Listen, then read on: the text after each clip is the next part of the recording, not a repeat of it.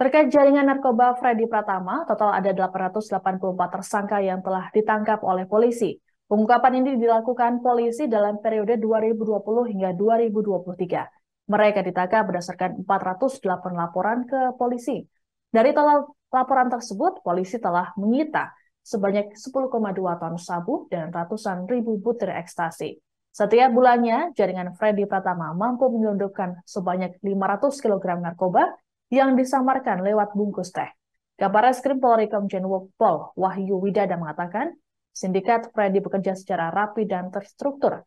Mereka juga memiliki kesamaan modus operandi dalam hal komunikasi, yakni menggunakan aplikasi BlackBerry Messenger Enterprise, Trima, dan Wire. Freddy Pratama sendiri sudah ditetapkan sebagai buronan polisi sejak 2014 silam. Bukan hanya jadi buronan polisi Indonesia, Freddy juga diburu oleh kepolisian dari negara lain, yakni Thailand, Malaysia, dan Badan Narkotika Amerika Serikat atau US DEA. Dalam rangka memutus jaringan narkoba internasional milik Freddy Pratama, Polri ikut menerapkan pasal tindak pidana pencucian uang atau TPPU. Pasal TPPU diberlakukan guna memiskinkan para tersangka narkoba. Dalam mengoperasikan sindikat narkoba ini, yang saya sampaikan tadi adalah sebuah organisasi sindikat yang rapi, terstruktur,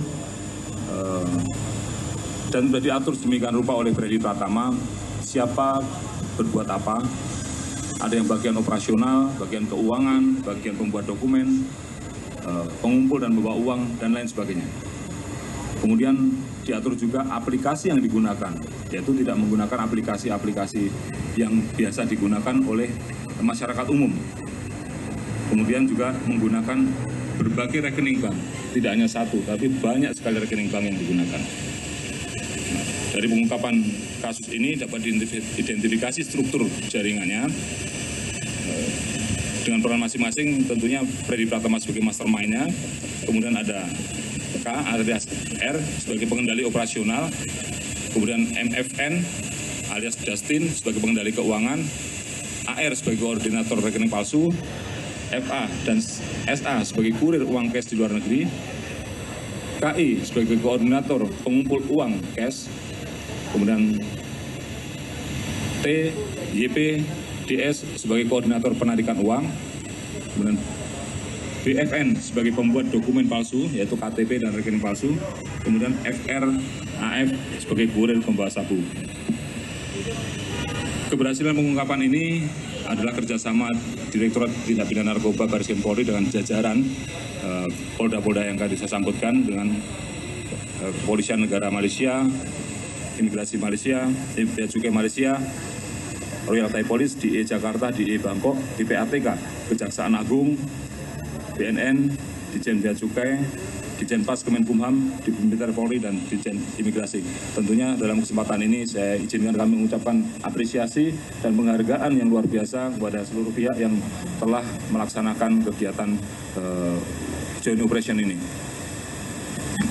Kemudian setelah ditelusuri lebih lanjut, diketahui bahwa sindikat Freddy Pratama, FP ini adalah sindikat narkoba yang cukup besar, bahkan mungkin terbesar, karena dari hasil pengungkapan kasus tindak pidana narkoba oleh Baris Krim Polri dan jajaran dari tahun 2020 sampai 2023 ada 408 laporan polisi dan total barang bukti yang disita sebanyak 10,2 ton sabu yang terafiliasi dengan kelompok Freddy Pratama ini. Jadi ada beberapa barang yang beredar di Indonesia, setelah kita telusuri ada koneksinya, ada afiliasinya dengan jaringan Freddy Pratama ini.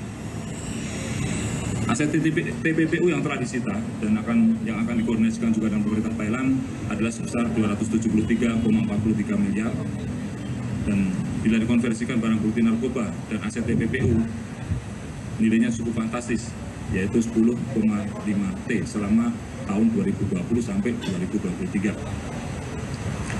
Dari LP sebanyak 408 tersebut, jumlah tersangka 884 periode Januari 2020 sampai September 2023. Sedangkan dalam kegiatan operasi yang kita gunakan dengan Sandi Exporter Indonesia ini, ada 39 orang yang ditangkap periode Mei 2023 sampai saat ini. Terima kasih sudah nonton. Jangan lupa like, subscribe, dan share ya.